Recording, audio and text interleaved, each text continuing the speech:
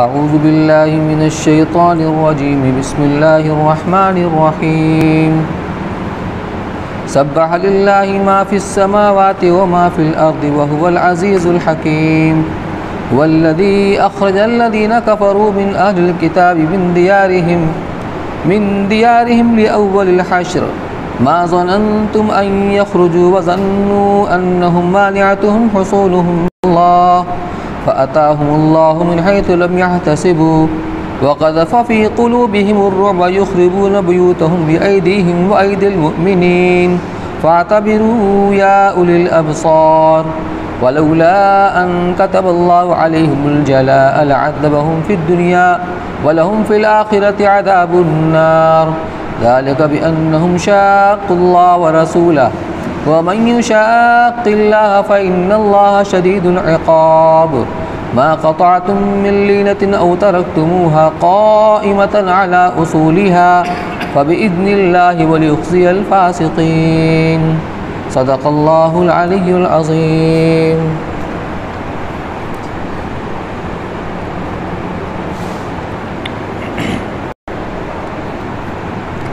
یہ سورہ حشر ہے. حشر کے معنی آتے ہیں جمع ہونا، اکٹھا ہونا. اسی لیے محشر یا حشر کا دن اسے کہتے ہیں جب سارے اولین اور آخرین تمام انسان و جنات ایک میدان میں اکٹھا ہوں گے. اس سورت کا نام اس مناسبت سے سورہ حشر پڑا ہے کہ اس میں یہودیوں کا ایک قصہ ذکر کیا گیا ہے اور اس سے متعلق احکامات کا بیان آ رہا ہے. اس میں یہود کا ایک بڑا قبیلہ جو بڑے جتھے والا بہت ہی رئیس اور مالدار تھا، مدینہ سے تقریباً 2-3 کلومیٹر کے اوپر ان کی بستی تھی جو قلعے کے اندر رہتے تھے. تو ان کو اجتماعی طریقے پر پورے مجموعہ یہود و بنی نذیر کو جلا وطن کیا گیا تھا. وہاں سے ان کو نکال باہر کیا گیا تھا اور دوسری مرتبہ حضرت عمر رضی اللہ عنہ کے زمانے خلافت میں تمام یہودیوں کو جزیرۃ العرب سے باہر نکال دیا گیا تھا. وہ دوسرا موقع ہے، اس لیے اس کا نام سورہ حشر پڑا ہے. اس میں 24 آیتیں ہیں اور 3 رکوع ہیں. پچھلی صورت میں یہود کی دوستی جو منافقین نے اختیار کر رکھی تھی اس کی مذمت کا بیان تھا کہ جہاں مسلمانوں کو دیکھتے آتے ہوئے آپس میں خسر پھسر کرنے لگتے، سرگوشی کرنے لگتے، جس سے خواہ مخواہ آدمی کو تشویش ہوتی کہیں یہ میرے خلاف کوئی سازش تو نہیں کر رہے ہیں. تو پچھلی صورت میں یہود کی دوستی جو منافقین نے اختیار کر رکھی تھی اس کی مذمت کا بیان تھا. اس صورت میں یہود پر دنیا میں جلا وطنی کی سزا اور آخرت کا عذاب مذکور ہے. اور قصہ ان یہود کا یہ ہے کہ آن حضرت صلی اللہ علیہ وسلم جب مدینہ طیبہ میں تشریف لائے تو یہود سے معاہدہ صلح کا ہو چکا تھا. آج کے زمانے میں سیاست چونکہ انتہائی گندی ہو چکی ہے، اس لیے عموماً لوگ یہ سمجھتے ہیں کہ سیاست یہ علماء کا کام نہیں ہے، دیندار لوگوں کا کام نہیں ہے. حالانکہ سیاست بھی دین کا ایک جز ہے اور یہ حضور اکرم صلی اللہ علیہ وسلم کی سیاست ہی تھی کہ مدینہ منورہ آنے کے بعد وہاں جو یہود مختلف قبائل آباد تھے ان سے آپ نے صلح کیا تھا، کچھ معاہدہ کیا تھا. تو یہود سے معاہدہ صلح کا ہو چکا تھا اور ان یہودیوں کے مختلف قبائل میں ایک قبیلہ بنو نذیر کا تھا، وہ بھی معاہدہ صلح میں داخل تھا اور یہ لوگ مدینہ طیبہ سے 2 میل پر رہتے تھے. ایک مرتبہ یہ واقعہ پیش آیا. یہ تفصیل اس لیے ذکر کر رہا ہوں کہ آیات کی تفسیر اور اس سے متعلق احکامات کا سمجھنا اس کے پس منظر کے اوپر موقوف ہے. تو یہ لوگ مدینہ طیبہ سے 2 میل پر رہتے تھے. ایک مرتبہ یہ واقعہ پیش آیا کہ عمرو بن امیہ زمری کے ہاتھ سے 2 قتل ہو گئے تھے. اس کا قصہ یہ ہوا کہ انہی یہودیوں کے کہنے کی بنا پر جو 70 حضرات صحابہ کرام جو قراء تھے، قرآن کے پڑھے ہوئے تھے، حافظ تھے اور قرآن کے عالم تھے، انہوں نے یہ کہہ کر کہ ہمارے جماعت کے لوگوں نے اسلام قبول کیا ہے، ان کی تعلیم کے لیے آپ کچھ معلم ہمیں دے دیجئے. تو اللہ کے رسول صلی اللہ علیہ وسلم 70 صحابہ کرام کو جو قرآن کے حافظ تھے، عالم تھے، ان کو بھیجا تھا، لیکن ان لوگوں نے دھوکے سے انہیں قتل کر دیا تھا۔ یہ بئر رمونہ کا واقعہ ہے جس میں آپ کو بہت تکلیف ہوئی تھی۔ اس میں حضرت امیہ یہ عمرو بن امیہ ضمری رضی اللہ تعالیٰ عنہ کسی طرح بچ گئے تھے۔ انہوں نے اپنے ساتھیوں کو قتل ہوتے ہوئے دیکھا تھا۔ ان کو دشمنوں نے مقتول سمجھ کر کے، مردہ سمجھ کر چھوڑ دیا تھا۔ جب وہاں سے لوٹے ہیں تو ان کی آنکھ میں کتنا غصہ رہا ہوگا، اپنے ساتھیوں کے قتل ہو جانے کا کتنا ان کو افسوس ہوا ہوگا۔ راستے میں دو کافر ان کو ملے، انہوں نے انہیں قتل کر دیا، لیکن اتفاق سے وہ اس قبیلے اور خاندان سے تھے جن سے مسلمانوں کا صلح تھا، لہٰذا جب ان سے معاہدہ تھا تو ان کو خوب وہاں کی رقم دینا ضروری ہو گیا۔ تو معاہدے کے مطابق اللہ کے رسول صلی اللہ علیہ وسلم نے کچھ تو اپنے صحابہ سے چندہ کیا فرمایا، اور اسی معاہدے کی روشنی میں یہود کے قبائل سے بھی آپ اس میں شرکت کرنے کے لیے ان کے پاس گئے تھے چندہ کے لیے۔ لیکن انہوں نے سوچا کہ موقع بڑا اچھا ہے، پھر ایسا موقع ہاتھ آئے نہ آئے، انہوں نے حضور صلی اللہ علیہ وسلم کو ایک دیوار کے نیچے بیٹھایا کہ آپ یہاں تشریف رکھیے، ہم لوگ چندہ اکٹھا کر کے لاتے ہیں، اور آپس میں سازش یہ کی کہ ایک شخص کو متعین کیا اس پر اوپر جا کر کوئی بڑی چٹان و پتھر آپ کے اوپر گرا دے جس سے آپ کا کام تمام ہو جائے۔ اللہ تعالیٰ نے وحی کے ذریعے سے آپ کو آگاہ کر دیا، آپ وہاں سے چلے آئے، اور اس کے بعد پھر جو معاملہ ہوا ان کے نکالے جانے کا یہ آگے آ رہا ہے۔ تو اسی کی طرف اشارہ کہ ایک مرتبہ یہ واقعہ پیش آیا کہ عمرو بن امیہ ضمری کے ہاتھ سے 2 قتل ہو گئے تھے، جس کا خوں بہا سب کو مل کر ادا کرنا تھا۔ آپ صلی اللہ علیہ وسلم نے اپنے مسلمانوں سے اس کے لیے چندہ حاصل کیا۔ پھر یہ ارادہ ہوا کہ یہود بھی عذروِ صلح نامہ مسلمانوں کے ساتھ ہیں، خوں بہا کی رقم میں ان کو بھی شریک کیا جائے۔ اس کام کے لیے آن حضرت صلی اللہ علیہ وسلم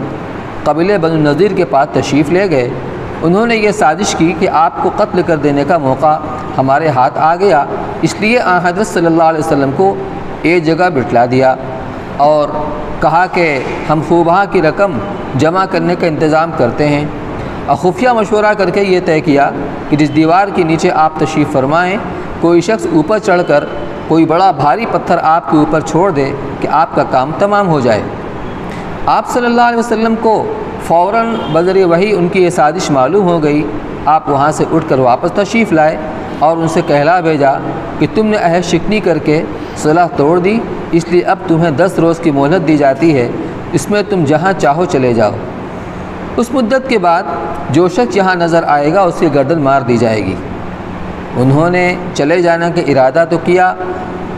لیکن عبداللہ ابن ابی جو منافق کا سردار تھا اس نے ان کو روکا کہ کہیں مت جاؤ، میرے پاس 2000 آدمیوں کی جمعیت ہے جو اپنی جان دے دیں گے مگر تم پر آنچ نہ آنے دیں گے۔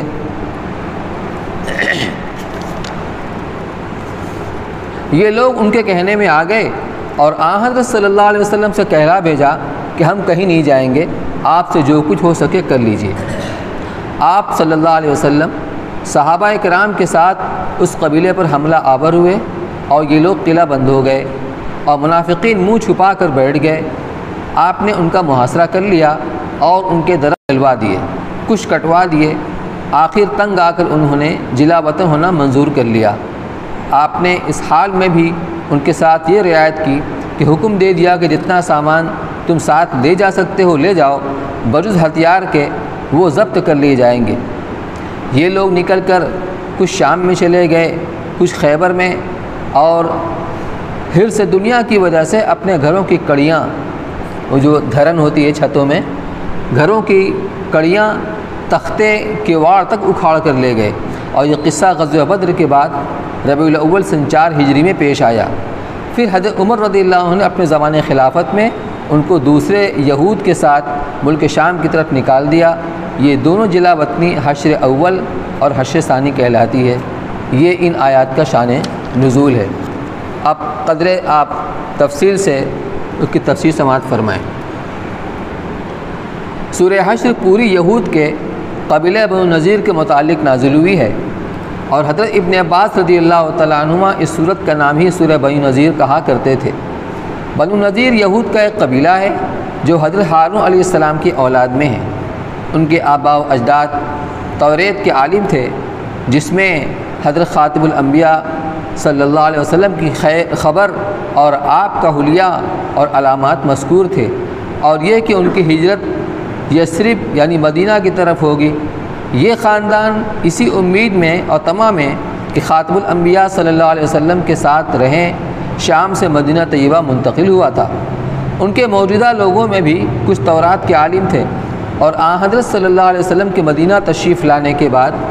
علامات دیکھ کر پہچان بھی لیا تھا کہ یہ وہی خاتم الانبیاء صلی اللہ علیہ وسلم ہے، لیکن ان کا خیال تھا کہ وہ آخری نبی ہارون علیہ السلام کے اولاد میں یعنی ان کے خاندان میں ہوں گے، اور خاتم الانبیاء صلی اللہ علیہ وسلم بنی اسرائیل کے بجائے بنی اسماعیل میں مبعوث ہوئے، تو اس حسد نے ان لوگوں کو ایمان لانے سے روک دیا، مگر دل میں ان کے اکثر لوگ آپ کے آخر الانبیاء ہونے کو جانتے پہچانتے تھے، اور غزوہ بدر میں مسلمانوں کے حیرت انگیز فتح اور مشرکین کی شکست دیکھ کر ان کا یقین کچھ اور بڑھا بھی تھا۔ اس کا اقرار ان کی زبان سے سنا بھی گیا، مگر اس ظاہری فتح و شکست کو حق و باطل کے پہچاننے کا معیار بنا لینا ہی ایک بودی اور کمزور بنیاد تھی، یعنی جو نبی ہے ہمیشہ ان کو غلبہ ہی ہوگا، فتح یاب ہی ہوں گے، اور جو ان کے مخالف ہیں ہمیشہ شکست دوچار ہوں گے، یہ ضروری نہیں ہے۔ انہوں نے اس کو بنیاد بنا لیا۔ نتیجہ یہ ہوا کہ غزوہ احد میں جب ابتداءً مسلمانوں کو شکست ہوئی، کچھ حضرات صحابہ شہید ہوئے، تو ان کا وہ یقین متزلزل ہو گیا، اور اس کے بعد سے انہوں نے مشرکین مکہ کے ساتھ ساز باز کر دی۔ غزوہ بدر کے بعد غزوہ احد واقع ہوا تھا، تو مشرکین مکہ غزوہ احد میں تھے۔ اس موقع پر اس قبیلے کا سردار کعب ابن اشرف 40 یہودیوں کو ساتھ لے کر گیا تھا، اور وہاں جو مشرکین مکہ تھے صنادید قریش، وہ بھی 40 آدمی دونوں مسجد حرام کے اندر گئے، بیت اللہ کا پردہ پکڑ کر کے انہوں نے معاہدہ کیا کہ ہم ایک دوسرے کا مسلمانوں کے خلاف ساتھ دیں گے اور ہم پیچھے نہیں ہٹیں گے۔ یہ بعد میں حضور صلی اللہ علیہ وسلم نے اس پہ قتل کی ارادہ کیا، اور ایک صحابی محمد بن مسلمہ رضی اللہ تعالیٰ عنہ نے جا کر قلعہ میں اس کو دھوکے سے قتل بھی کر دیا، لیکن یہ شرارت سے باز نہیں آئے۔ اس سے پہلے یہ واقعہ ہو چکا تھا کہ رسول اللہ صلی اللہ علیہ وسلم نے مدینہ طیبہ پہنچ کر حکیمانہ سیاست کے مقتضا پر سب سے پہلا کام یہ کیا تھا کہ مدینہ طیبہ میں اور شہر کے آس پاس کچھ یہود کے قبائل آباد تھے، ان سے معاہدہ صلح اس پر کر لیا تھا کہ یہ لوگ نہ مسلمانوں کے خلاف جنگ کریں گے اور نہ کسی جنگ کرنے والے کی امداد کریں گے۔ اگر ان پر کوئی حملہ آور ہوا تو مسلمان ان کی امداد کریں گے۔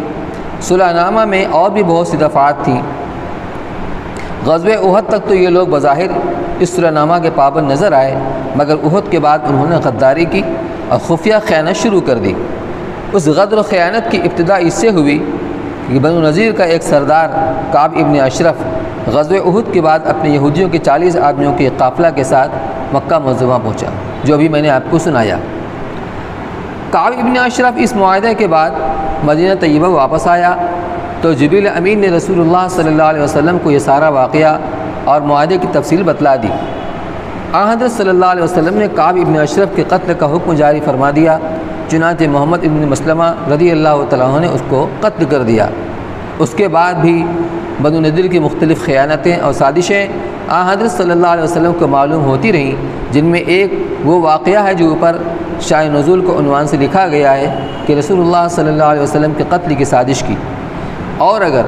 فوری طور پر حضرت صلی اللہ علیہ وسلم بذریعہ وحی اس سازش پر مطلع نہ ہوتے تو یہ لوگ اپنی سازش قتل میں کامیاب ہو جاتے، کیونکہ اس مکان کے نیچے رسول اللہ صلی اللہ علیہ وسلم کو انہوں نے بٹھایا تھا، اس کی چھت پر چڑھ کر ایک بڑا بھاری پتھر آپ کے سر مبارک پر چھوڑ دینے کا منصوبہ تقریباً مکمل ہو چکا تھا۔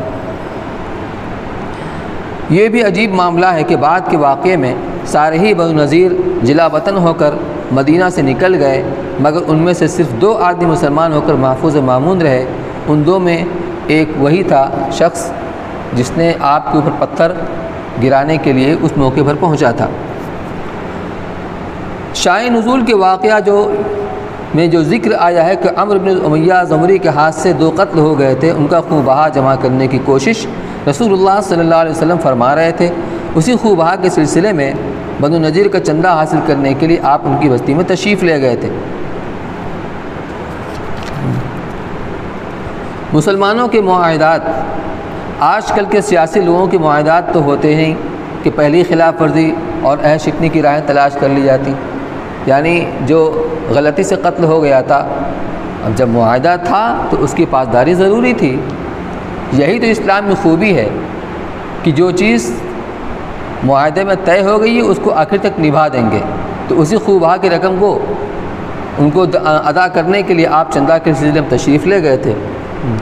مسلمانوں کے یہاں تو یہ ہوتا ہے کہ یہاں تو جو کچھ زبان یا قلم سے نکلتا تھا دین و مذہب اور خدا تعالیٰ کے حکم کی حیثیت رکھتا تھا اور اس کی پابندی لازمی تھی۔ جب حضرت صلی اللہ علیہ وسلم کو اس غلطی کا علم ہوا تو آپ نے اصول شریعہ کے مطابق ان دونوں مقتولوں کی دیت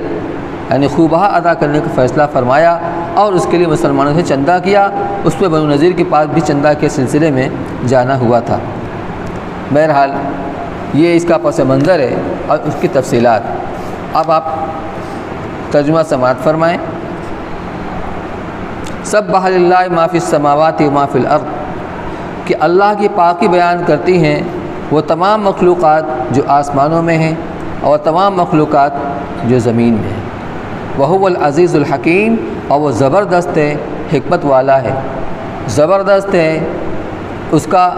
ایک نمونہ نقشہ یہ بھی ہے کہ ساری کی ساری مخلوقات اللہ کی تسبیح بیان کرتی ہیں، اس کی پاکی بیان کرتی ہیں، انسان اور جنات کے علاوہ سب کی سب۔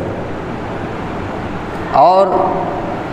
اس کا ایک کرشمہ وہ بھی ہے جو آگے آ رہا ہے کہ اللہ تعالیٰ نے کیسے اس یہود کے زبردست قبیلے کو مسلمانوں کے ہاتھوں رسوا کیا اور ان کو ذلیل کیا اور جلا وطن کیا۔ هو الذی اخرج الذین کفروا من اہل الکتاب من دیارہم، وہی ہے یعنی وہی اللہ ہے جس نے نکال باہر کیا اہل کتاب کفار کو، ان کافروں کو جو اہل کتاب میں سے تھے یعنی ان یہودیوں کو، من دیارہم ان کے گھروں سے، لأول حشر پہلے ہی اجتماع پر، یعنی پہلے ہی مرتبہ ان کو اجتماعی طریقے پر مجموعہ کا مجموعہ نکال باہر کیا۔ جس میں ایک لطیف اشارہ اس طرف بھی ہے کہ آئندہ بھی ان کو دوبارہ نکالا جانے والا ہے، جیسا کہ حضرت عمر کے زمانے میں ان کو جلا وطن کیا گیا جزیرۃ العرب سے۔ ما ظننتم ان یخرجوا وظنوا انہم مانعتہم حصولہم، تمہیں اس کا گمان نہیں تھا،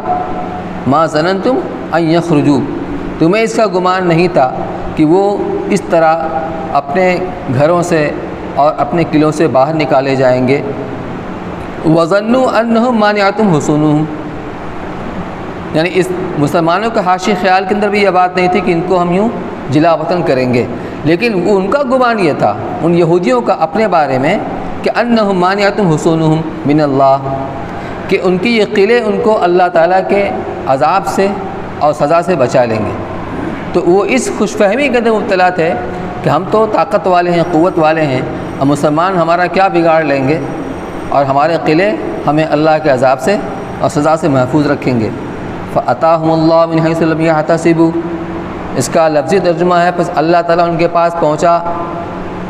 اس طریقے پر کہ ان کو اس کا گمان بھی نہیں تھا۔ تو یہاں مراد اللہ نہیں بلکہ اللہ کا حکم ہے، اللہ کا فیصلہ ہے، اور اللہ کے وہ فرشتے جو ان کو سزا دینے کے لیے مقرر ہوئے تھے۔ تو اللہ تعالیٰ کا حکم اس طرح ان کے پاس پہنچا کہ ان کو اس کا گمان بھی نہ تھا۔ وَقَذَفَ فِي قُلُوبِهِمُ الرُّعْبَ، اور اللہ نے ان کے دلوں کے اندر مسلمانوں کا رعب ڈال دیا۔ ایک تو یہ کیا کہ ان کے دل مرعوب ہو گئے، کہاں تو یہ سمجھتے تھے کہ ہمارا کوئی مقابلہ نہیں کر سکتا تھا، لیکن اللہ تعالیٰ نے مسلمانوں کا رعب ان کے اندر ڈال دیا، وہ ان سے مرعوب ہو گئے۔ یخربون بیوتہم بایدیہم وایدی المؤمنین، جو اجاڑ رہے تھے اپنے گھروں کو خود اپنے ہاتھوں بھی اور مسلمانوں کے ہاتھوں بھی، کہ جب اللہ کے رسول صلی اللہ علیہ وسلم نے ان کے اوپر رحم کھا کر کہا ٹھیک ہے 10 دن کا تمہیں موقع دیا جاتا ہے اور تم اس بستی کو خالی کر دو، جہاں چاہے چلے جاؤ، اور جو کچھ سامان اپنے ساتھ لے جا سکتے وہ لے کر چلے جاؤ، ہتھیار لے جانے کی ضرورت نہیں، کی اجازت نہیں ہے۔ تو یہ اپنا سارا سامان حتیٰ کہ اپنے کیواڑ، دروازے، جیسے الماریاں ہوتی ہیں اور وہ دھرن جو ہوتی ہے، کڑی ہوتی ہے، سب کی سب نکال کر لے گئے تو گویا خود اپنے ہاتھ سے اپنے گھروں کو تباہ و برباد کر رہے تھے۔ اب مسلمان بھی ان کی جو باغات تھے، اس کے جو درخت تھے، اس کو بھی مسلمانوں نے کاٹا اور جلایا اللہ کے رسول صلی اللہ علیہ وسلم کی اجازت ملنے کے بعد۔ لیکن بعد مسلمانوں نے نہیں جلایا، کیونکہ یقین تھا کہ ہم ان کے اوپر غالب آئیں گے اور ہم فتح کریں گے، تو کیوں اپنے ہاتھ سے اس کو پہلے ہی ضائع کر دیا جائے۔ دو طرح کے لوگ ہیں۔ اسی سے یہ بات سمجھ میں آتی ہے کہ اجتہاد، جب اجتہاد کیا جاتا ہے، جو فقہاء کرام کرتے ہیں مسائل کے اندر، تو اجتہاد کرنے کے نتیجے میں اگر غلطی پر بھی ہو تو اس پر بھی ثواب ملتا ہے۔ اور جو دو طرح کا حکم ہوتا ہے، دونوں پہلو اور دونوں رخ جو ہوتا ہے، اس پر عمل کی گنجائش نکل آتی ہے، اس لیے کوئی پہلو سے منکر نہیں ہوتا۔ عموماً فقہاء کرام کے درمیان جو اختلافات ہوتے ہیں، ان مسائل کے اندر جس کا حکم صاف و صریح نہیں ہوتا، تو کسی امام کا اجتہاد کسی طرف ہوتا ہے، کسی امام کا اجتہاد کسی طرف ہوتا ہے۔ ایک اور مثال ہے، یہ سن 4 ہجری کے اندر کا واقعہ ہے۔ سن 5 ہجری میں جو بنو قریظہ سے مسلمانوں نے ان کا محاصرہ کیا تھا، جو مدینہ ہی میں رہتے تھے، ان کا محاصرہ کیا تھا، تو یہ واقعہ ہوا تھا غزوہ خندق کے فوراً بعد۔ تو جب مشرکین وہاں سے واپس چلے گئے ناکام ہو کر کے، اور مسلمان لوٹ کر اپنے گھروں کے اندر آئے، تو حضرت جبریل علیہ السلام آیا، کہا یا رسول اللہ، آپ لوگوں نے ہتھیار اتار دیا، ہم فرشتوں کی جماعت نے ہتھیار نہیں اتارا ہے، اللہ کا حکم ہے کہ ابھی چلیے اور قریظہ والوں کو محاصرہ کیجیے، ان کو سزا دینا ہے۔ تو آپ نے اعلان فرمایا، ایوں فرمایا، لا یصلین احدکم من الاسری الا فی بنی قریظہ، او کما قال، کہ تم میں سے کوئی بھی آدمی عصر کی نماز نہ پڑھے مگر بنو قریظہ میں پہنچ کر کے۔ کچھ فاصلہ رہا ہوگا، تو اب لوگ چلے صحابہ کرام، جب چلے ہیں تو اب سورج غروب ہونے لگا، تو بعض صحابہ کرام نے یہ سوچا کہ اگر ہم مزید تاخیر کریں گے تو عصر کا وقت نکل جائے گا اور ہماری نمازیں قضا ہو جائیں گی، تو انہوں نے راستے میں ہی عصر کی نماز پڑھ لی۔ اور بعض صحابہ کرام نے حضور صلی اللہ علیہ وسلم کا وہ تاکیدی حکم تھا، اس حکم کی رعایت میں انہوں نے اس کو نہیں دیکھا کہ ہماری نماز قضا ہو رہی ہے، اللہ کے رسول کا حکم پورا ہو جائے، اس لیے وہ بنو قریظہ پہنچ کر کے انہیں نماز پڑھی، بھلے نماز قضا ہو گئی۔ تو اب دیکھیے، ایک طرف صحابہ کرام نے ظاہری طور پر حضور کا حکم مانا، اور ایک طرف ظاہری طور پر حضور کا حکم نہیں مانا، لیکن آپ نے کسی کی بھی آپ نے نکیر نہیں فرمائی، گویا آپ نے عملی طریقے پر اور خاموش رہ کر دونوں کی تصویب فرما دی کہ انہوں نے بھی صحیح کیا اور انہوں نے بھی صحیح کیا۔ حالانکہ ہونا کیا چاہیے تھا، اگر ایک صحیح تو ایک غلط، وہ صحیح تو یہ غلط، یہی اجتہاد ہے۔ تو اس موقع پر بعض صحابہ کرام نے درختوں کو جلایا بھی اور کاٹا بھی، تاکہ ان کو اور جلن ہو اور حسد ہو، ان کو اور غصہ آئے۔ اور پھر بعض مسلمانوں نے اس لیے نہیں جلایا کہ آخر ہماری قبضے میں آئے گا۔ تو قرآن کہہ رہا ہے وَقَذَفَ فِي قُلُوبِهِمُ الرُّعْبَ، کہ اللہ نے ان کے دلوں میں مسلمانوں کا رعب ڈال دیا کہ جو اپنے گھروں کو اجاڑتے تھے خود اپنے ہاتھوں، وہ عید المؤمنین اور مسلمانوں کے ہاتھوں۔ نسبت دونوں کی ان کی طرف اس لیے کی گئی ہے کہ سبب تو وہی بنے تھے نا، یہ نقض عہد نہ کرتے تو یہ ان کا گھر نہ اجڑتا، ان کے باغ نہ جلائے جاتے۔ فَاعْتَبِرُوا يَا أُولِي الْأَبْصَارِ، لہٰذا عبرت حاصل کرو اے سمجھ والو کہ نقض عہد کا کیا انجام ہوتا ہے، معاہدہ خلافی کرنے کا اور معاہدہ کو توڑنے کا۔ وَلَوْلَا أَن كَتَبَ اللَّهُ عَلَيْهِمُ الْجَلَاءَ، اور اگر یہ بات نہ ہوتی کہ اللہ تعالیٰ نے ان کے اوپر لکھ دیا تھا جلا وطنی کو، یعنی شہر بدر کرنے کی سزا ان کے لیے مقرر ہو چکی تھی، لَعَذَّبَهُمْ فِي الدُّنْيَا، تو اللہ تعالیٰ ان کو دنیا ہی میں سزا دیتے، جیسے کہ بنو قریظہ والوں کو سزا ملی تھی، ان کے جوانوں کو قتل کر دیا گیا تھا، جوانوں کو قتل کر دیا گیا تھا، اور عورتوں کو، بچوں کو، بوڑھوں کو غلام بنا لیا گیا تھا۔ تو اللہ نے ان کے حق میں یہ طے کر دیا تھا کہ جلا وطن کیا جائے گا۔ اگر یہ سزا نہ ہوتی لَعَذَّبَهُمْ فِي الدُّنْيَا، تو اللہ ان کو دنیا میں ضرور سزا دیتے، وہ سزا قتل کی بھی ہو سکتی تھی۔ وَلَهُمْ فِي الْآخِرَةِ عَذَابُ النَّارِ، اور دنیا میں چاہے ملے چاہے نہ ملے، آخرت کا عذاب تو تیار ہے ہی ان کے لیے، اس میں کوئی بھی نرمی نہیں ہوگی، وہ تو ان کو مل کے رہے گا۔ ذَلِكَ بِأَنَّهُمْ شَاقُّوا اللَّهَ وَرَسُولَهُ، یہ ان کو سزا مل رہی دنیا اور آخرت میں، کیوں؟ اس لیے کہ انہوں نے مخالفت کی اللہ اور اس کے رسول کی، کہ صلح کرنے کے بعد اور عہد کرنے کے بعد نقض عہد کیا اور صلح کو انہوں نے توڑ دیا۔ وَمَن يُشَاقِّ اللَّهَ فَإِنَّ اللَّهَ شَدِيدُ الْعِقَابِ، اور جو کوئی مخالف ہوگا اللہ کا تو اللہ سخت عذاب والے ہیں۔ اوپر تو کہا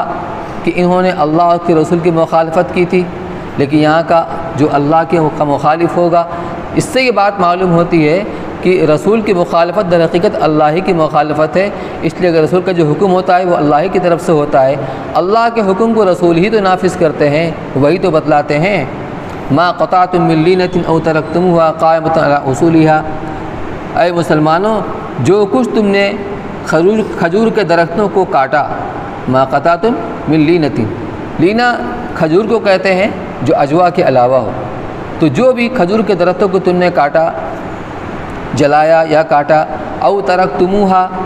یا اس کو یوں ہی چھوڑ دیا کہ آخر آئے گا تو ہمارے ہی پاس، نہ جلایا نہ کاٹا،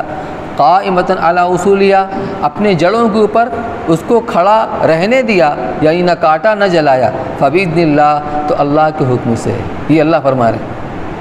اللہ فرما رہے ہیں کہ دونوں میں اللہ کی مرضی شامل ہے، اللہ کی اجازت سے، اللہ کے حکم سے، ولیخزی الفاسقین، اور ایسا کیا ہوا تاکہ ان نافرمانوں کو رسوائی اور شرمندگی ہو۔ بس دعا فرما۔ اللهم صل على سيدنا وشفينا نبينا مولانا محمد وبارك وسلم، سبحانك اللهم وبحمدك وتبارك اسمك وتعالى جدك ولا إله غيرك، لا إله إلا الله الأحد الصمد الذي لم يلد ولم يولد،